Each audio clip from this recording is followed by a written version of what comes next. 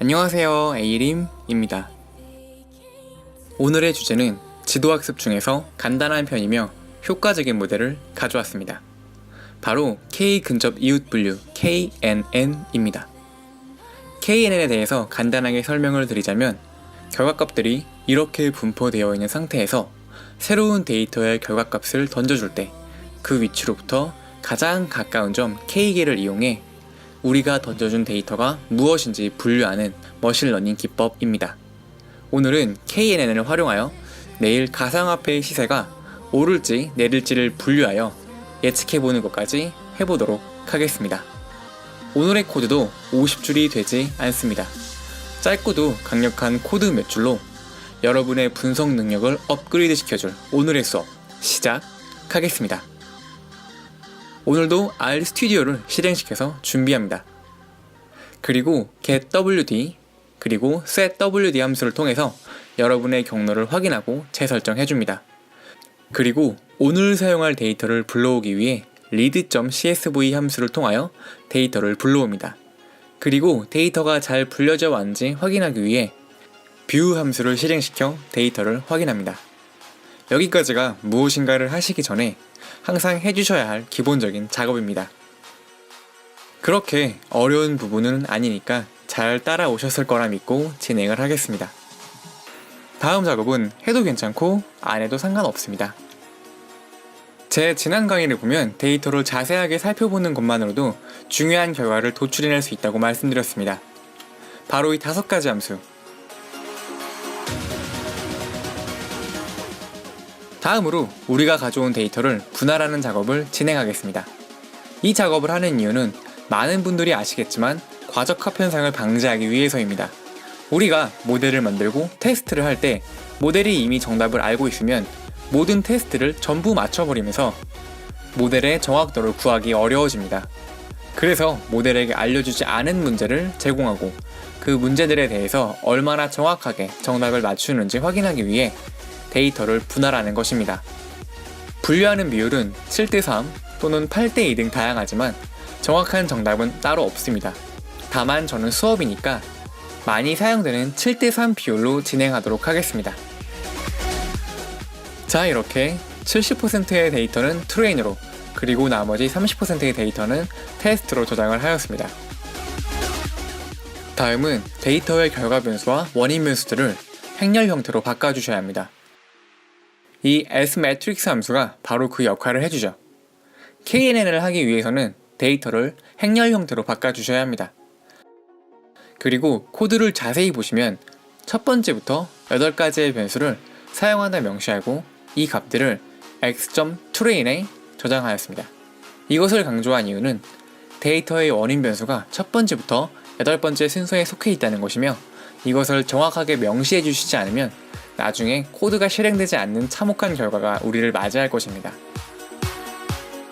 그래서 항상 오타, 대소문자, 값의 비율 등 꼼꼼하게 살펴봐 주시면서 진행을 하신다면 원하시는 결과를 얻어 가실 수 있으실 겁니다. 다음으로 학습 데이터의 결과 변수도 따로 지정하여 y.train 데이터에 저장을 하였습니다. 여기까지 잘 진행하셨다면 70%는 성공하신 것이니까 조금만 더 힘내주세요. 자, 다음으로 모델을 설계하는 단계입니다. 우선 라이브러리로 클래스를 불러와 줍니다. 그런데 이때 라이브러리로 불러오지 못하는 경우 install.package로 설치를 먼저 진행을 해주시면 됩니다. 모델 설계는 정말 간단합니다.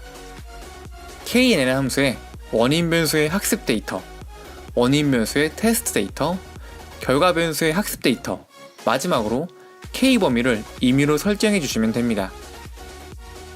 사실 이 기법에서 가장 중요한 것은 바로 K를 얼마로 설정하느냐입니다. K 값은 분류 결과값을 결정짓는 중요한 요소입니다. 만약 K 값이 너무 작으면 우리가 가진 데이터가 엄청나게 클 때 소수의 데이터만으로 결과값이 결정지어집니다. 반면에 K값이 너무 커져버리면 관련이 없는 곳에서 영향을 주기 때문에 적절한 K값을 찾는 것이 이 기법의 중요한 요소라고 할 수 있습니다. 우선 임의로 설정한 K값으로 정확도를 산출해 보겠습니다. 산출을 위해 테이블 함수를 만들어 살펴보도록 하겠습니다. 테이블 함수의 첫 번째 인자는 테스트 데이터에 결과 변수를 넣어주시고 두 번째 인자는 우리가 만든 모델을 넣어주시면 됩니다. 자, 이제 정확도를 살펴보겠습니다. 잘 정형화된 데이터의 경우에는 높은 정확도를 보였겠지만 우리가 사용한 데이터의 경우 무척이나 불규칙한 분포로 보이는 데이터이기 때문에 아마 절반도 안 되는 정확도를 보였을 겁니다. 하지만 우리는 적절한 K값을 찾아서 정확도를 조금 더 끌어올려 보도록 하겠습니다. 라이브러리로 e1071 함수를 불러옵니다. 다음으로 tun.knn 함수의 x값으로 x.train을 주시고 y값은 행렬로 바꾼 y.train을 줍니다. 그리고 k값을 1부터 100까지 설정하여 줍니다. 그리고 저장된 결과값을 실행시켜보세요. 결과값을 보시면 1부터 100 중에 가장 뛰어난 k값을 알려주고 그 k값으로 산출한 정확도를 알려줍니다. 그리고 이때 플롯 함수를 활용하면 k값들별로 퍼포먼스 값을 알 수 있습니다. 자, 이제 가장 높은 퍼포먼스를 보여주는 k값을 알았으니까 다시 모델을 설계해 봐야겠죠? 코드는 그대로 사용하시고 k값만 여러분이 산출한 최고의 k값을 넣어주세요. 어떠신가요? 정확도가 조금 올라갔나요?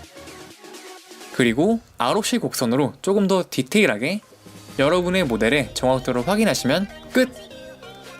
확실히 가상화폐 시세의 상승 여부를 맞추는 건 더 높은 차원의 모델이 필요할 듯 싶습니다. 그래도 오늘 만든 모델 써먹어 봐야겠죠? 데이터 프레임 하나를 만들어줍니다. 여기에 우리가 가진 원인 변수들을 넣고 빗썸, 코인원 등 가상화폐 사이트에서 오늘자 시세를 받아왔습니다. 그리고 knn 함수에 첫 번째 인자로 x.train, 두 번째 인자는 저희가 새롭게 만든 데이터 프레임, 세 번째 인자는 y.train, 그리고 네 번째, 마지막 인자는 k값을 설정해줍니다. 저 같은 경우에 k값을 30으로 지정하고 진행을 하였습니다. 그리고 컨트롤 엔터. 여기서 1이 나오셨으면 상승이고 0이 나왔으면 하락했다라는 겁니다. 저 같은 경우에는 상승이라고 나왔는데 지금 녹화 당시에는 아직 결과가 나오지 않아서 진짜 맞췄는지는 모르겠습니다. 우리는 오늘 KNN을 배워보고 만들어보고 심지어 활용도 해보았습니다. 단 50줄도 안 되는 코드로 말이죠. 지도학습에 있어서 꽤나 큰 강점을 가진 KNN. 데이터 분석을 하신다면 꼭 알아야 할 KNN 기법이었습니다. 감사합니다. 지금까지 에이림이었습니다.